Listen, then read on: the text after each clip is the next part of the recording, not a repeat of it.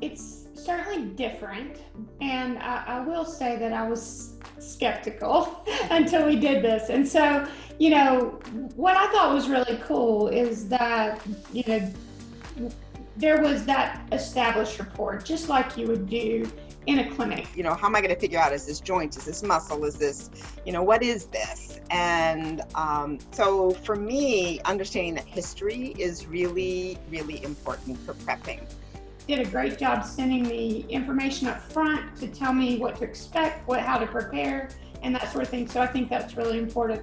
I was very surprised at how much she could do without her hands on me. The best news of the day was I'd had a headache for 7 days straight, 24/7, until I got treated, and I haven't had a headache all week this week. So that's phenomenal results. You don't lose your head when you're virtual. If you collect the data and you've got a working hypothesis, and then you're going to do some tests to try and prove or disprove that hypothesis, and then you treat to it.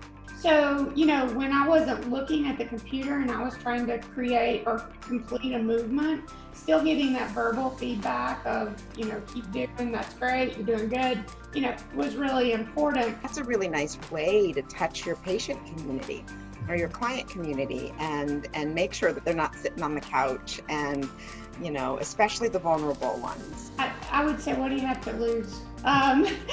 First of all, try it. And I think it's one of those things, until you've experienced it, you might be skeptical, but once you experience it, especially with a really good therapist, then you're like, oh, this works. If they're waiting, then things are getting worse, and then it makes it even more difficult to make it better later. So, there's a lot that you can do through this medium to keep your patients moving and getting better and progressing, so that, they don't wind up on the other side of this pandemic worse than where they were before.